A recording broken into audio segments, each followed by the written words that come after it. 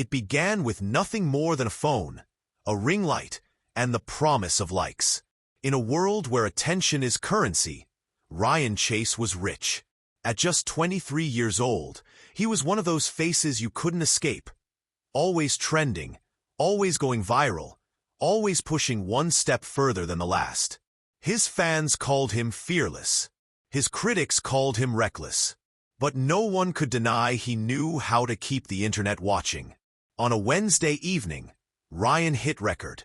The cameras framed him against the backdrop of a grocery store parking lot. Carts stacked in neat rows behind him. "Think you can handle it?"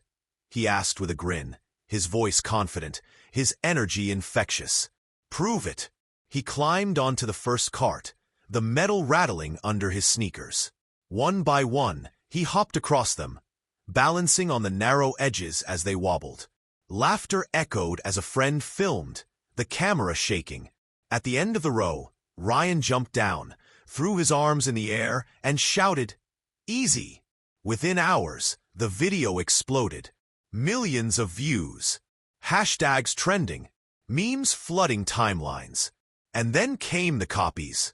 That weekend, 16-year-old Matt and his friends decided to give it a try. They weren't in a big city with bright lights, just a quiet suburb where nothing ever seemed exciting. For them, Ryan's video wasn't just entertainment. It was a dare. They lined up shopping carts behind their local store, pulled out their phones, and started recording. Matt was laughing, hyped up by his friends. He stepped onto the first cart. The wheels wobbled. He steadied himself. One cart down. 2, 3. On the fourth, his foot slipped. The crash was brutal. Metal clattered against asphalt, followed by the sickening sound of a skull hitting pavement. His friends screamed his name, dropping their phones. The video kept recording as panic filled the air. Within minutes, paramedics arrived, sirens cutting through the night. But Matt wasn't moving. By morning, the story wasn't just about Ryan's video anymore. It was about Matt, a teenager in the hospital with a traumatic brain injury, fighting for his life because of a viral stunt. The media seized on it instantly. Headlines screamed, "TikTok challenge nearly kills teen." Parents across the country panicked. School assemblies warned students about copying influencers. Politicians vowed to hold someone accountable. And Ryan Chase, the young man behind the original video, found himself at the center of a storm he hadn't expected. He went live on Instagram, his face pale but defiant. "Listen," he said, "I didn't tell anyone to do it. It was just content. People need to use common sense. Don't blame me for someone else's choices." His fans flooded the comments with support. But the clip played on news stations across the country, framed by angry pundits and grieving parents. Matt's family hired lawyers. A lawsuit was filed. And suddenly Ryan wasn't just a content creator. He was a defendant. The courtroom was packed on the first day of trial. Cameras weren't allowed inside, but reporters swarmed the steps. The prosecutor wasted no time painting Ryan as a manipulator, someone who knew exactly what he was doing. "He didn't just perform a stunt," she told the jury. "He issued a challenge. He dared his followers, young, impressionable fans, to prove themselves by copying him.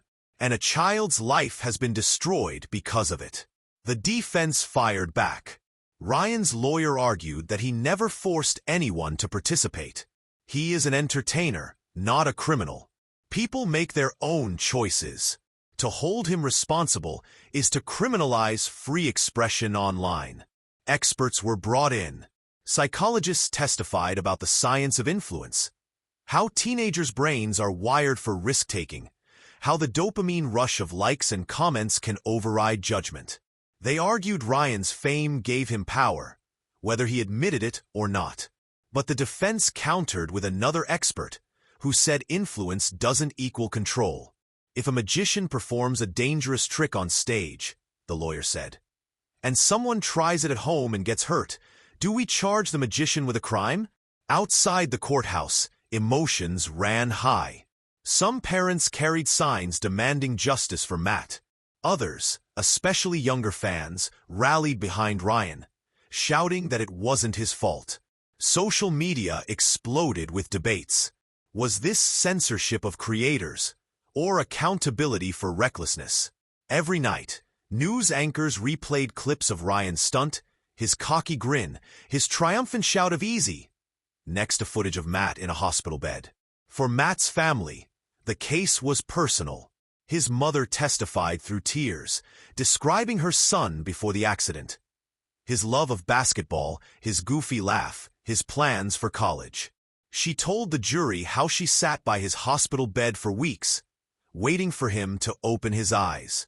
When he finally did, he couldn't speak. He couldn't walk. He wasn't the same boy who had left home that night to film a video with his friends. Ryan didn't testify at first, but eventually he took the stand. His usual bravado was gone. "I never wanted this to happen," he said quietly. "It was just supposed to be entertainment. I never thought." His voice trailed off. Some jurors avoided his eyes. Others watched him closely, weighing every word. The closing arguments left the courtroom silent. The prosecutor asked, "If we let this go, what message do we send? That anyone with a camera and a following can dare children into dangerous acts with no accountability?